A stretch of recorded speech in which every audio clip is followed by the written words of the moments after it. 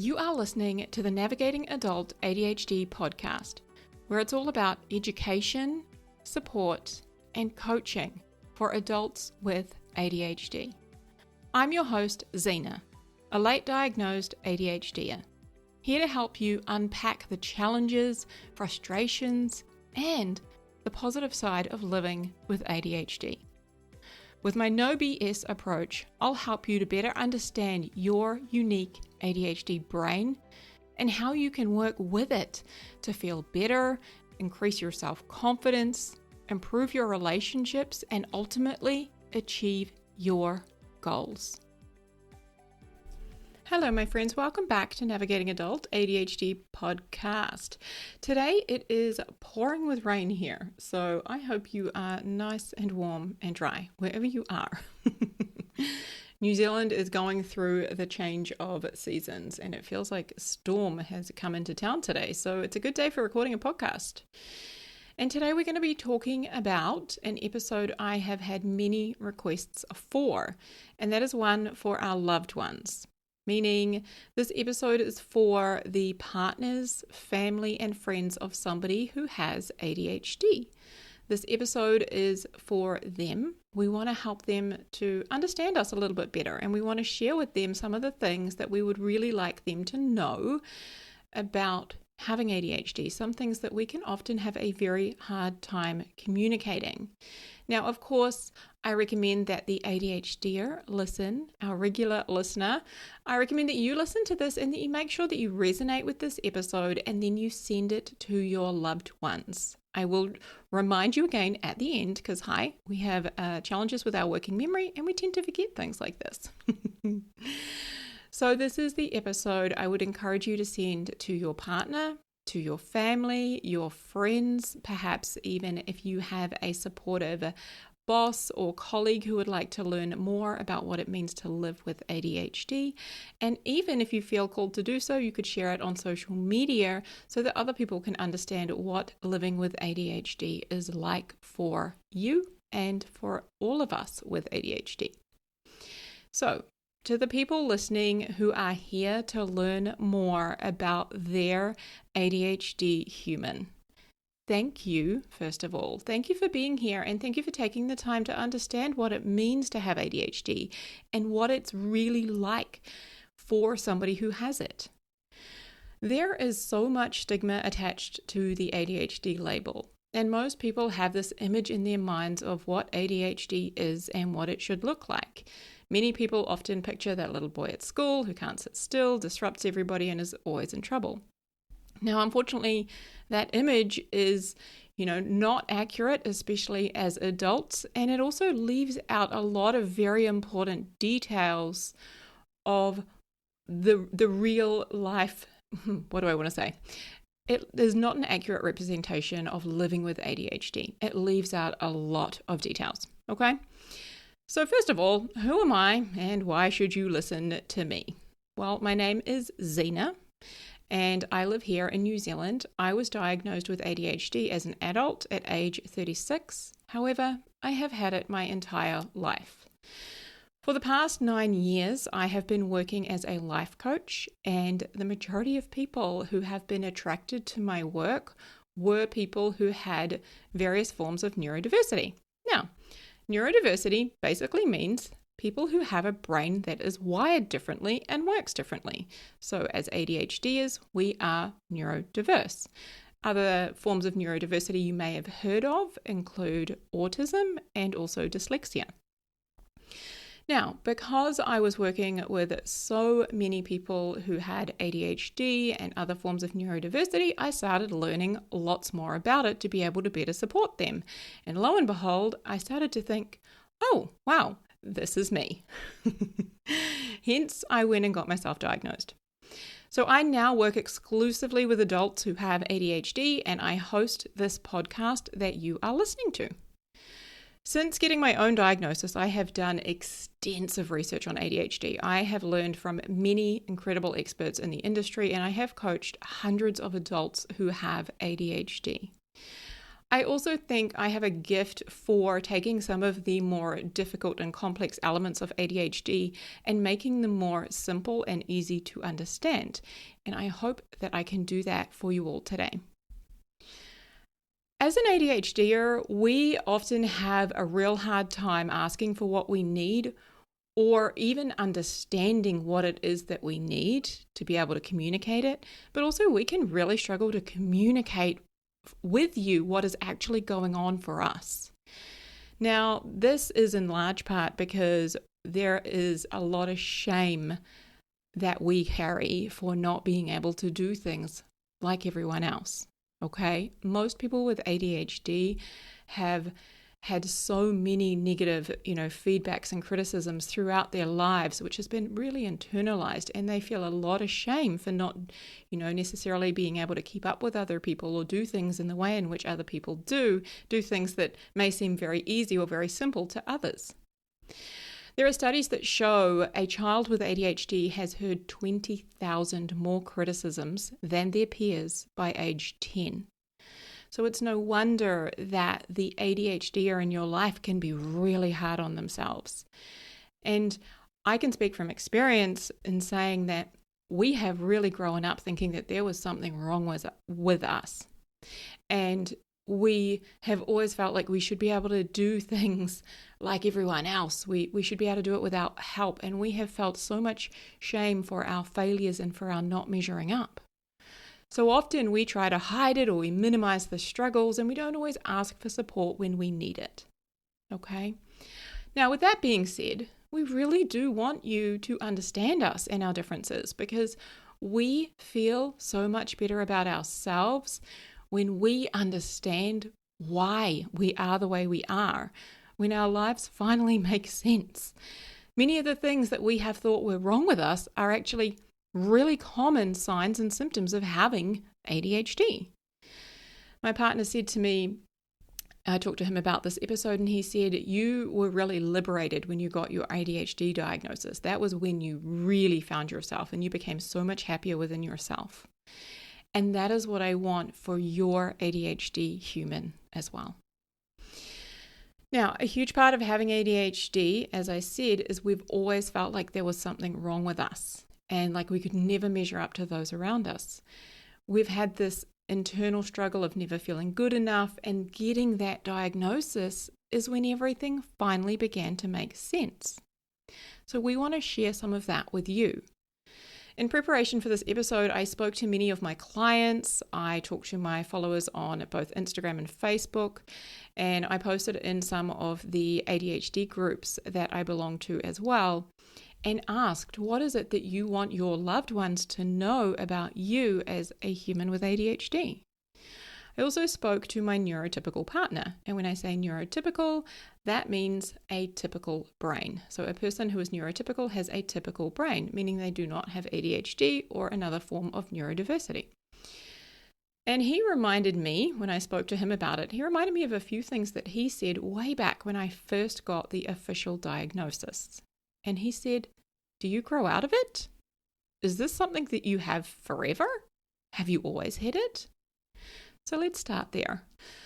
No, adults with ADHD do not grow out of it. Is it something you will have forever? Yes, we will have ADHD for the rest of our lives. And in the majority of cases, we have already had it for our entire lives. And we've basically been living with a life on a very high difficulty setting. Now, ADHD is in the majority of cases hereditary. However, it can also come from CPTSD, which means complex post-traumatic stress disorder. So if we have had a traumatic event, a very stressful event in our lives, that can change the brain. Studies show this. You can do imaging on the brain that shows that it can change certain regions of the brain, which then brings about ADHD in somebody. So those are the two ways in which somebody gets ADHD. There are so many adults now getting diagnosed with it later in life because, unfortunately, we had that one narrow image of it being the little boy at school who can't sit still, disrupts everybody. It actually impacts women equally as much as men, boys equally as much as girls. However, The females with ADHD often present quite differently with a hyperactive, busy mind rather than a hyperactive, busy body. Therefore, it can be a lot more challenging to spot. Now, when I did get the official diagnosis, I had one friend who said to me when I shared the news, which was still quite vulnerable, I told her about my ADHD diagnosis and she said, "I don't believe in ADHD. I don't even think that's real." And that is one of the things that your ADHD human really wants you to know, my friend. The first of the 6 things that we're going to go through today, number 1 is your human wants you to know ADHD is a real thing. It is not just something that everyone struggles with. And when we tell you the symptoms that come along with ADHD and somebody says to us, "Well, I must be ADHD then." No, not necessarily. And that comment is quite dismissive and it can be very hurtful, okay? Even if you mean it with the best intentions. Many of the commonly known symptoms of ADHD, things like getting distracted, being forgetful, messy, running late, yes, those are things that everybody does, but not to the point at which it negatively impacts their quality of life. For example, everybody pees. Everybody goes to the toilet and they go pee, okay? Now, if you were to pee 60 times per day, it would probably negatively impact your quality of life. It would probably mean that you should go and get checked out because something is not quite right. Something's going on. I still remember how hurt and invalidated I felt when my friend said that to me, when she said, "I don't believe in ADHD," especially given, how many of the struggles I was having at the time were not necessarily visible to her. They were internal struggles. And I want to create an image for you. Imagine if you had a really, really sore back, one where you really struggled to sleep, you couldn't get comfortable, and, you couldn't really bend over properly. Imagine you had that awful sore back, and I had a look at your back and I said to you, "You know what? I think you're fine. I can't see anything wrong with your back. I actually think you're okay. Like, you're probably just overreacting a little bit. I don't think it's as bad as it is. Sometimes I get a sore back. It's not that big of a deal." Like, just because I can't see that your back is sore doesn't mean it's not hurting. If we did that, somebody in that situation would be so upset or outraged even. That is what it looks to be invalidated. And that can have a really negative impact on that human who is sharing this difficult thing that they're trying to wrap their head around with you. Okay? It can be very hard and hurtful and painful when we get that response. Now, what you see on the outside nowhere near shows you the pain and difficulty that people with ADHD can experience on the inside. Trust me. ADHD is very real, okay? MRI imaging shows visible differences in our brains. It is a neurodevelopmental, gosh, I really struggle with that word. It is a neurodevelopmental disorder. There we go, we got it. And what that means is it results in differences in our brain. These differences affect our ability to regulate our impulses. Okay, we can be very impulsive, to regulate our attention, our emotions. It also impacts parts of our brain that help us to plan and organize and control ourselves and execute tasks. Now, I have got one research article which was really good, and I'm going to link to this in the show notes for you guys. And I'm just going to read one quick quote from that article. It says, "What may look like behavioural choices, laziness, sloppiness, and forgetfulness, are due to differences in the brain structure of somebody with ADHD." So as I said, I did poll, social media and different clients, etc. And I've got a couple of things that they wanted to share, and I'm going to read these out. One person said, "ADHD is a real thing. It's not due to poor parenting. It's actually hereditary. It runs in families." And that person is right. It is not due to poor parenting. It is a real thing. And as I said earlier, it runs in families, it can skip generations, and it can also come from CPTSD. Somebody else said, "I've always been this way. It's only in the last year that I can label and identify what I do, how I think, etc. I've always had ADHD. I've just never known about it.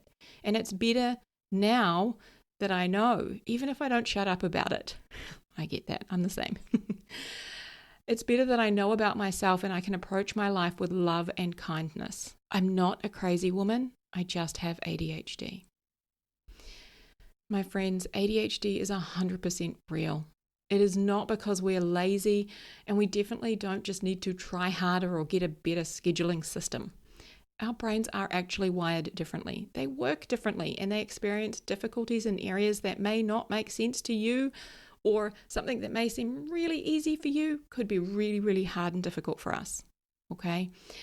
Most adults with ADHD, in fact, work incredibly hard to try and devise coping mechanisms and systems to compensate for their ADHD symptoms. Now, before we go on to number 2, one thing that I really want to do, which is a struggle, is I want to make sure that you don't feel attacked as the loved one of an ADHDer, because we don't want that at all. And you're going to hear that a little bit later on as one of the things that they want to share with you. We don't want to attack you. We just want to share with you what it's like for us, and we love you. Okay. Number 2, emotions are really hard for us to manage and control. Emotional regulation is one of the executive functions that is affected by ADHD, and this can be a very big one for the ADHDer in your life, okay?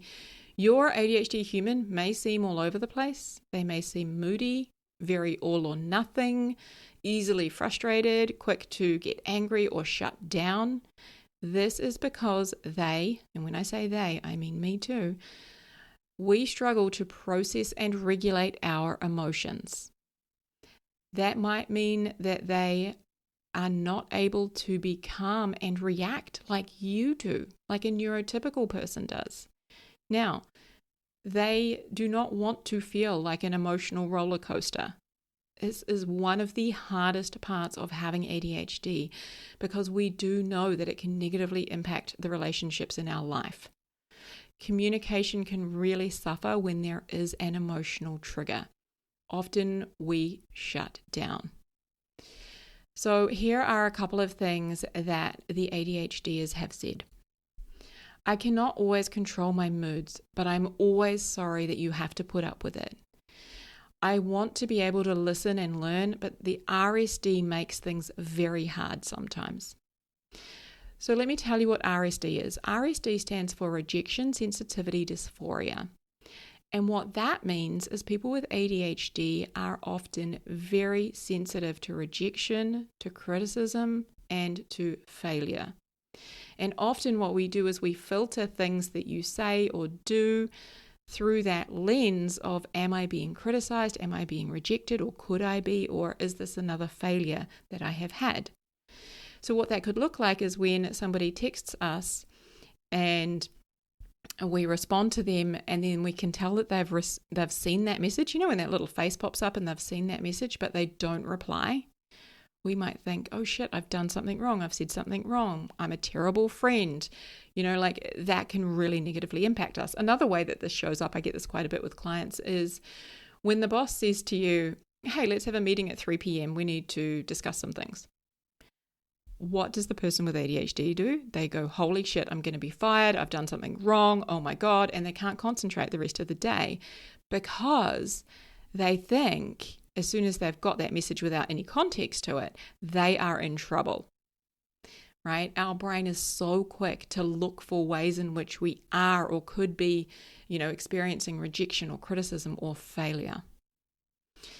A couple of other things your ADHDers want you to know. We have tantrums and we just need time to get past it. It's not personal. Don't need to feed into it or react to it. It's not about you, and we don't always want a solution. So I shared this one with my partner and I said, do you see me doing this in some way? Because I was really curious about this. I haven't really thought of it as like a tantrum as such. However, I do get that language and see that with clients. There used to be this TV ad on New Zealand television years ago where this toddler was in a supermarket and and maybe it's actually recent, I don't know. But anyway, the toddler was in a supermarket and it got down on the floor and it was like having a tantrum because its mum wouldn't buy it some chocolate or something. And anyway, so the adult got down on the floor and started having a tantrum, like lying on the ground, kicking and screaming, and the kid just got up and stared. Right? But sometimes what the reality is, we need to get out what's in us, right? What's inside of us, we need to get it out so that we can move on from that experience. So when I talked to my partner about this, he said, yeah, you do something similar in that you want to tell me things, you just want to get it all out of your head, and you don't want me to solve it or try and fix it for you. You just want to explain everything and let me know what's going on. And sometimes you just want to be mad about it or you want to be upset, but you don't want me to try and fix it or give you a solution. And he's right. Sometimes one of the ways in which I regulate my emotions and process what's going on for me is I need to get it all out of me, and he's a safe place for me to do that. And I don't want him to solve it. I don't want him to try and fix it or make it better. I just want to get it out. Okay? So I can definitely relate to what this person has said. Another one is that when I'm spiraling or having an emotional outburst, it genuinely feels like I'll feel bad forever. And that when I calm down, I feel deeply embarrassed. So to speak to this, studies show that people with ADHD, we feel our emotions more intensely and deeply than others. So when it's bad, it's really bad, and we can't really see outside of that. However, when it's good, we're over the moon good. Everything is good. We have high highs and low lows. Okay?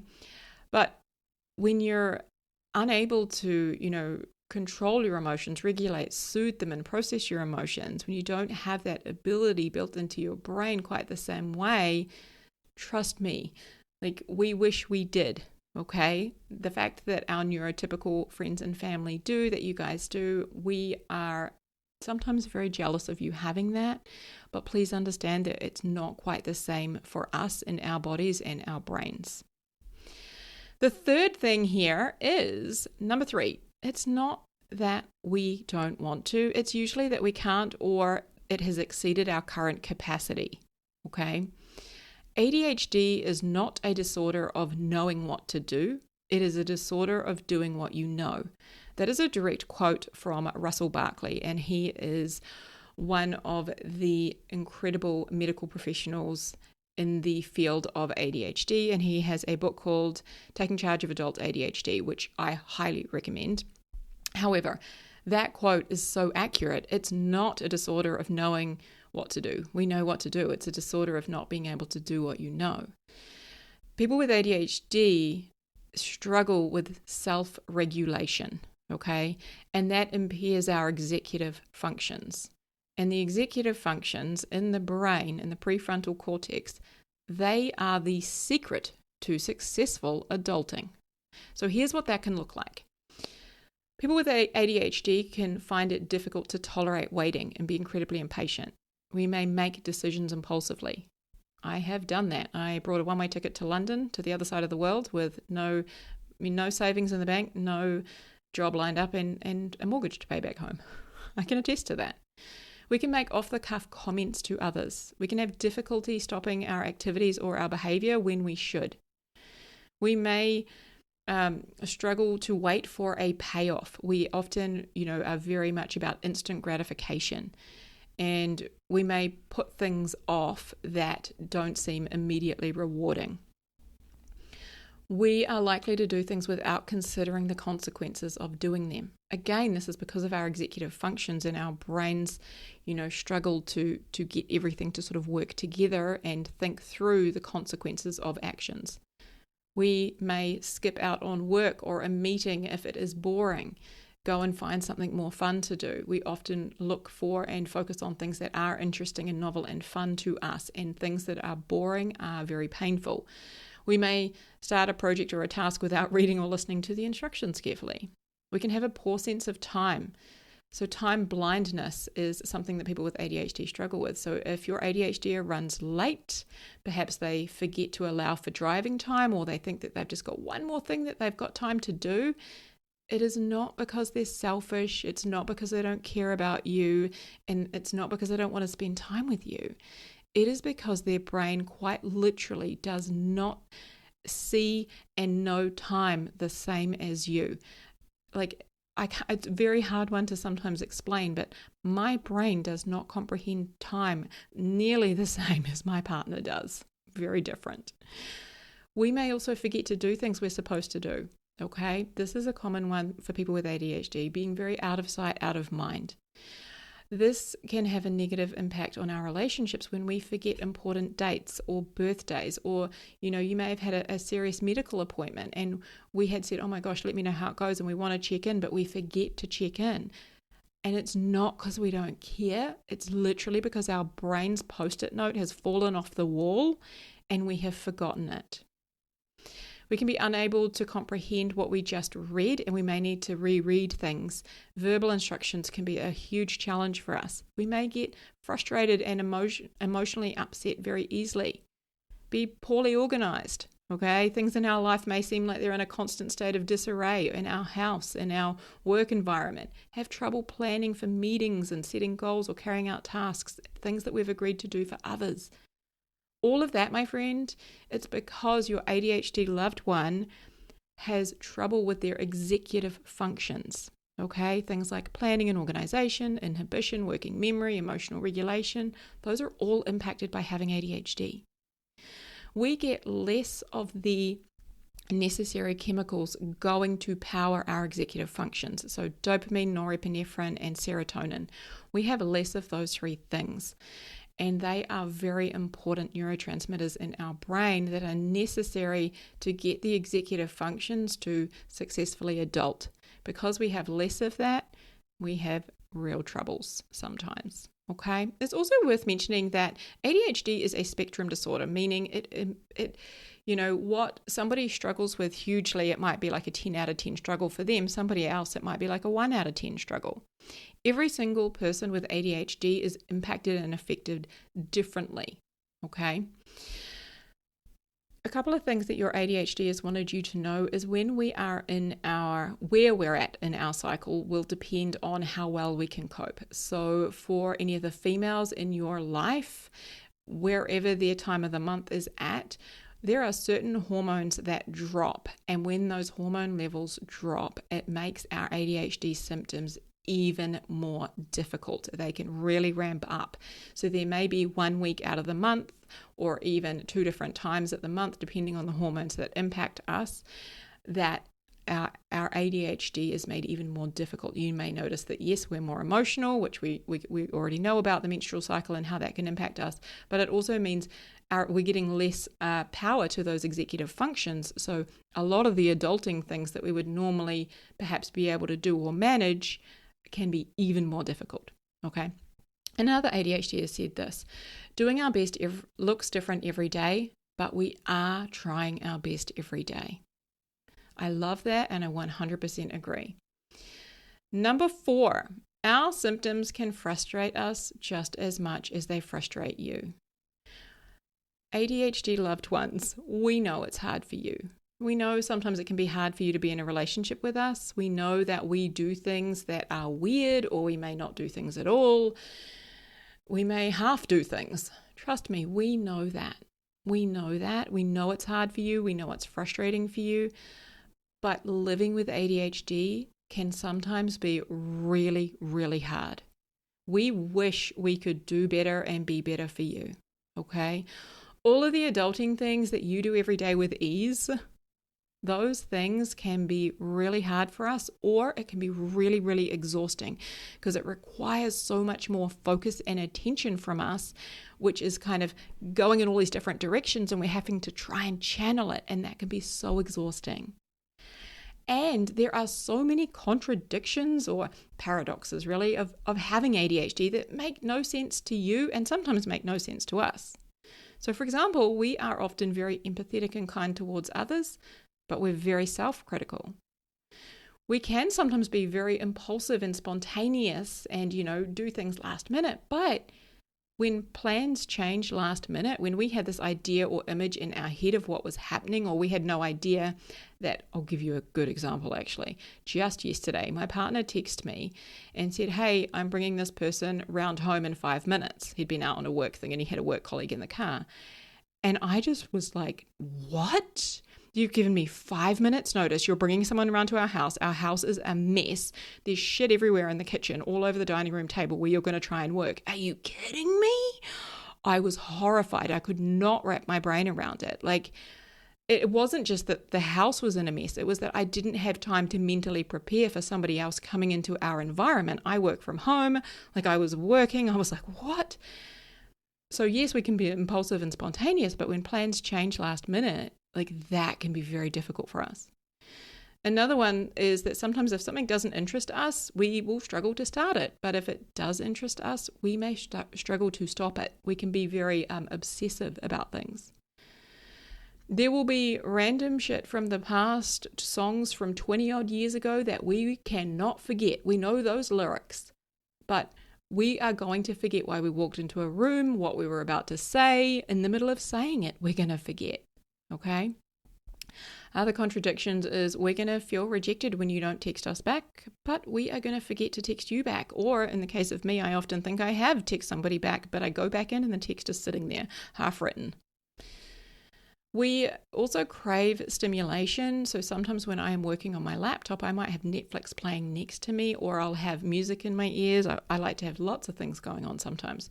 But at the same time, people with ADHD can easily become overstimulated or need time to wind down after a very stimulating situation. And this one here came from another ADHDer. They were so accurate. We often hate structure, but we function so much better with structure. ADHD experts also talk about that too. So my friends, we know it's not always easy for you. We know that you may at times not understand us or struggle to understand our behavior. And please know we appreciate your patience with us, your willingness to learn about, how we're different and help us to work with those differences. A couple of things that your loved ones have said. My symptoms frustrate me just as much as they frustrate you. But for me, there's that extra layer of guilt and self-hatred. Oh. Another one, I do not do the things I do to piss you off. I felt that. I felt that one deeply. And lastly, I'm not ignoring you and I'm not deaf. I just can't process what you're saying to me when I'm fully focused on something else. I genuinely didn't hear you, even though you're right next to me. Oh, that one is so true. Like when I have put my brain into focus mode and I'm right in the middle of something and then my partner tries to tell me something, I don't even know he spoke. Sometimes I don't even know that he's there because I'm really I finally have got focus, which can be a really hard thing for us to get. Number 5, we don't believe ADHD is an excuse. Please know this, okay? We are not asking for a get out of jail free card. What's that? Monopoly. Yeah, we're not asking for that. When we say it's because of my ADHD, we're offering an explanation, not an excuse. It explains why we do things differently, why we might not remember something or half do something. It explains why we are the way we are. We know it's not an excuse. And we would love you to understand this and to decide that you'd like to help and support us with those challenges that come with having ADHD. Because with the right tools and support, your human with ADHD can thrive. They really can.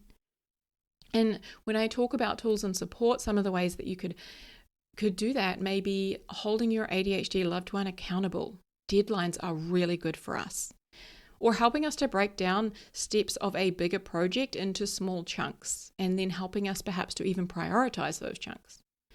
Making boring things fun or interesting, using challenges to get our brain on board, helping us to find the humor in some of our quirks, and also giving us context to why you want to meet or talk. If you say, hey, let's have a talk after work, we're going to freak out.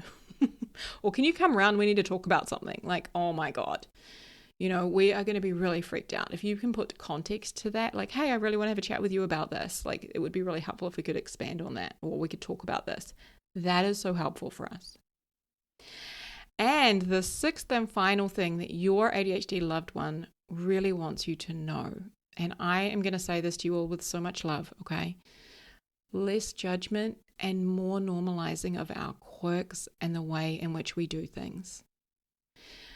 I got this example, where was it? I want to say from How to ADHD. I think her name is Jessica McCabe. And she said, imagine you have a Mac computer, but you've been using the PC operating manual and things have not been working so well. That's what it's like when you get your ADHD diagnosis. That's what it's like to have an ADHD brain. Like, we've grown up in a neurotypical world, so we had the PC operating manual, except we had a Mac computer for a brain the whole time. Okay? With that being said, we know we do things weird and differently. Please let us do it our way. It does not always make sense to you. Sometimes it doesn't even make sense to us.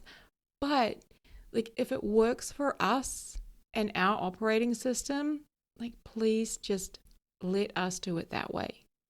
And while we know it can be incredibly, frustrating for you, please be patient. And I see the irony in saying this because as ADHDers, we can be so impatient, but your patience with us, just know it is so deeply appreciated. So many of your loved ones said that when you display patience and empathy, and you don't judge us, like, that is just so appreciated and noticed. So let me give you a couple of examples of what this could look like. So in the evenings when I'm cooking dinner, this can be a real struggle for me. I can cook dinner, but if there's too much stimulation, like if the kids are in the lounge and they're being loud and naughty and fighting over things and turning the TV volume up and fighting over the beanbags and what they're going to watch, and then my partner tries to put the music on, and like, that can be too much for me. Sometimes I need to like go away and get a break. Or what I will do is I'll say to him, hey, can you please put your headphones in and I'll put my headphones in, and then like we can each have our own thing going on, and then he'll often help me out with dinner. Okay. So that can be a really difficult time for me. And sometimes what I'll do is I'll say, hey, after dinner, I'm just going to go straight upstairs so that I can like unwind from all of that additional stimulation and everything that's gone on throughout the day, because I kind of am like about to boil over. I know mornings can be really hard for many people with ADHD. I have one client and she has forgot her kids' lunches on multiple occasions. So they've arrived at school without lunch, or she's left the swimming togs behind and they've had swimming that day. And then she feels awful because she gets this call from the school. So now her husband helps her to make sure that these things are in the school bag before he leaves for work. So sometimes we can have a really hard time asking for help or even seeing where we could use some help. Now, I am very fortunate and so grateful that my partner often knows when I'm getting to that like about to boil over point, when I'm getting flustered or frustrated, and he'll say to me, how can I help you? Or what do you need right now? And I've gotten better because of that. I've gotten a lot better at now letting him know, hey, like, I've got this really busy day at work tomorrow. And he'll say, okay, can you send me a copy of your schedule? Is there anything I can do to help you throughout that day? So all of that to be said, all of that to sort of say, like, the judgment just makes it so much harder. And we know that you don't mean to hurt us, but when you can help to normalize our quirks and offer to support us and the way in which we choose to do things, like, that makes the world of difference to us. And sometimes we're going to sort of struggle to ask, okay? Thank you. The final thing I want to say, and that your ADHDer wants to say, is thank you for being on this journey with us, with your ADHD loved one. Thank you so much for listening to this and learning more about what it is like to live with and have ADHD. We really do appreciate that. Know that it means so much to us. Okay? Sending you and your ADHD loved one so much love. Take care, my friends. I'll speak to you next week. If you are loving what you're learning here on the podcast, but you still feel like your ADHD is holding you back, I can help. Using evidence-based coaching tools and my own experiences, I'll help you to manage your emotions and feel better, to increase your productivity, grow your self-confidence, and create the life that you were meant for. Visit xenajones.com/thrive and schedule an ADHD support session to get started.